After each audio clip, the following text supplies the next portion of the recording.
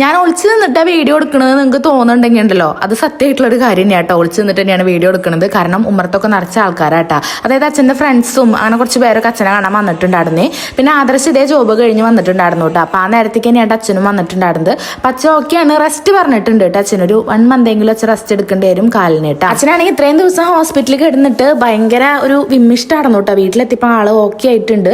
അപ്പോൾ കുറേ നേരം അച്ഛൻ ഉമ്മർത്ത് തന്നെ ഇരിക്കുകയായിരുന്നു കേട്ടോ, റോട്ടിക്ക് നോക്കിയിട്ട്. പിന്നെ നമ്മുടെ തേജു ഇതേ ഇവിടെ ആദർശിൻ്റെ ലാപ്പിലാണ് തോന്നുന്നുണ്ട്, എന്തോ ഗെയിം എന്തോ നോക്കിക്കൊണ്ടിരിക്കുകയാണ്.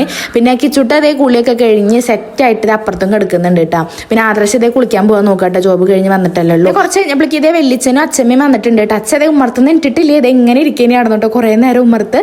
പിന്നെ ഞങ്ങൾ ഇതേ വീട്ടിലേക്ക് പോകട്ടോ. ഒന്ന് രാത്രി ചോറൊക്കെ കൊണ്ടിട്ട് നമ്മൾ നമ്മുടെ വീട്ടിലേക്ക് പോവുകയും ഞാൻ വന്നിട്ട് ഏകദേശം ഒരു 5-6 ദിവസമെങ്കിലും ആയിട്ടുണ്ടാവും കേട്ടോ. അപ്പോൾ കുറേ നേരം ഇതേ കുഞ്ഞുചകൻ എടുത്തിരിക്കുക കേട്ടോ. അച്ഛൻ വീട്ടിലെത്തിയത് അറിഞ്ഞിട്ട് തന്നെ ഓരോരുത്തരായിട്ട് എത്തി തുടങ്ങിയിട്ടാ നമ്മുടെ വീട്ടിലെ വെല്ലിമ്മയും മേമയും പിന്നെ അച്ഛൻ്റെ കൂട്ടുകാരും വീടിൻ്റെ അടുത്തുള്ളവരും അങ്ങനെ അച്ഛനെ വേണ്ടപ്പെട്ടവരൊക്കെ ഇതേ വന്നിട്ടുണ്ടായിരുന്നു കേട്ടോ. പിന്നെ മാളു ഇതേ റിസൾട്ട് വന്നിട്ട് ഞങ്ങൾ എല്ലാവരും അപ്രീഷിയേറ്റ് ചെയ്തുകൊണ്ടിരിക്കട്ടെ. കുറേ പേര് റിസൾട്ട് ചോദിച്ചിട്ടുണ്ടായിരുന്നു. നമ്മുടെ മാളുവിന് 75% ആ ഒരു റേഞ്ചിലാട്ടോ റിസൾട്ട് ഉള്ളത്.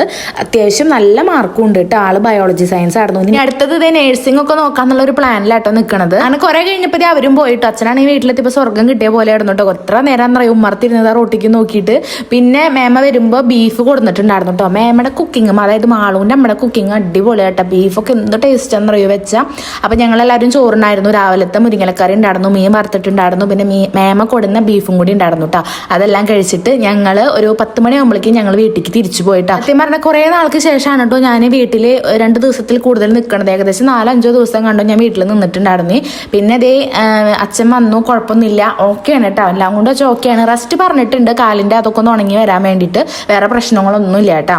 അങ്ങനെ ഇനി വീട്ടിലെത്തിയിട്ട് ഇനി അടുത്ത ദിവസം തൊട്ടിട്ട് എൻ്റെ യുദ്ധം തുടങ്ങും കേട്ടോ വീട്ടിൽ. അതൊക്കെ ഇനി പതുക്കെ കാണാം. മൊത്തത്തിലൊന്ന് റെഡിയാക്കി എടുക്കാനുണ്ടാവും എനിക്ക്. കാരണം ഇത്രയും ദിവസം മാറി നിന്നോണ്ട് തന്നെ എന്ത് പരുവത്തിലെ വീട് കിടക്കണമെന്ന് വെച്ചാൽ എനിക്കൊരു പെടുത്തൂല കേട്ടോ. ഇനി ചെന്നിട്ട് വേണം എല്ലാം ഒന്ന് റെഡിയാക്കി എടുക്കാൻ. പിന്നെ രാത്രി എന്താ പോകുന്നതെന്ന് ചോദിച്ചാൽ എനിക്ക് രാത്രി വീട്ടിലെത്തിക്കഴിഞ്ഞാൽ പിറ്റേ ദിവസം നമുക്ക് ഫ്രഷ് ആയിട്ട് എണ്ണിട്ട് ആ ഒരു റുട്ടീൻ അങ്ങോട്ട് സ്റ്റാർട്ട് ചെയ്യാം. അതുകൊണ്ടാട്ടെ ഞാൻ രാത്രി തന്നെ വീട്ടിലേക്ക് തിരിച്ചു പോകുന്നത്.